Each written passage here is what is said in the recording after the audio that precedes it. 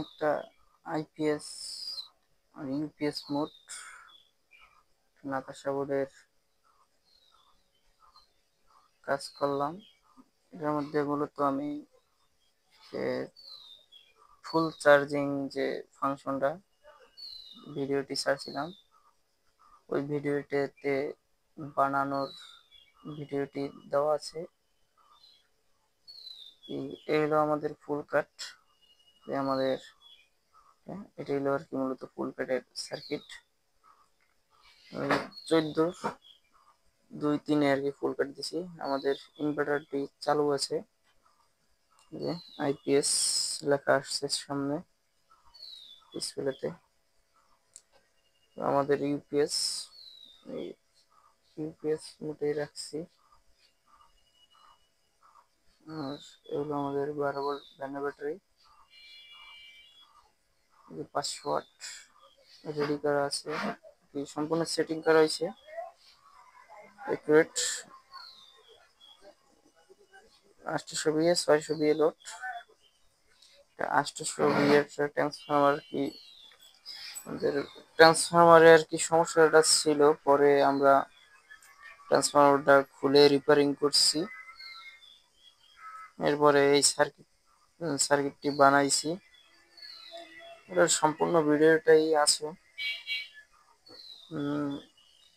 কি এক হাতে কাজ করি তো তাই দেখাতে পারি না, তবে যতটুকু বোঝানোর বোঝাই। আমাদের চার্জিং এর যে ফাংশনটি এই জায়গা, আর এই জায়গা আমরা মানে রিলে লাগাইছি তো। আর ওই অ্যাডাপ্টারটা হলো 6x2, মানে 12 ভোল্ট বাইরে। এটা থেকে আমরা রিলেটা চালু করার জন্য আর কি, রিলেটা চালুর জন্য ব্যবহার করছি। মানে সম্পূর্ণ এই বোর্ডটা চলে আর কি ওই ট্রান্সফরমারটায়, ওর কাজই হলো ওইটা। আর এছাড়া যে যেমন আমি দেখাই কিছু সময় পরে কি চার্জিংটা ধরে, আমি এই যে ওপেন করে দিচ্ছি, ওপেন করে দিলে দেখুন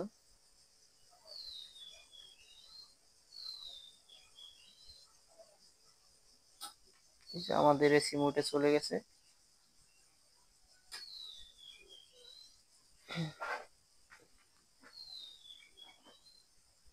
সিএস লেখা ওই যে আমাদের ওই জায়গা থেকে আর কি কাটটা করা হয়েছে।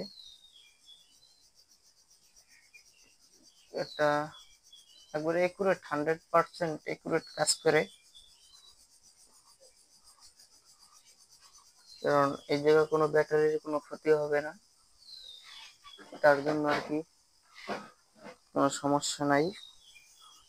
এর জন্য আর কি আমি ফুল কাটের বিষয়টা ব্যবহার করছি, কারণ ফুল কাটের এই বিষয়টা যদি ব্যবহার করি তাহলে খুব ভালো হয়। নাতাশা কাটে এটা সবসময় ডিপ চার্জ নেয়, ডিপ চার্জ নেবে না, এখন ফুল চার্জ হলে অটোমেটিক আমাদের চার্জিংটা বন্ধ হয়ে যাবে। এর জন্য একুরেট ব্যাটারিও টেকসই হবে, চার্জিংটা খুব সুন্দর করে মিলিয়ে দিতে হবে। ভিডিওটি ভালো লাগলে অবশ্যই লাইক কমেন্ট শেয়ার করবেন।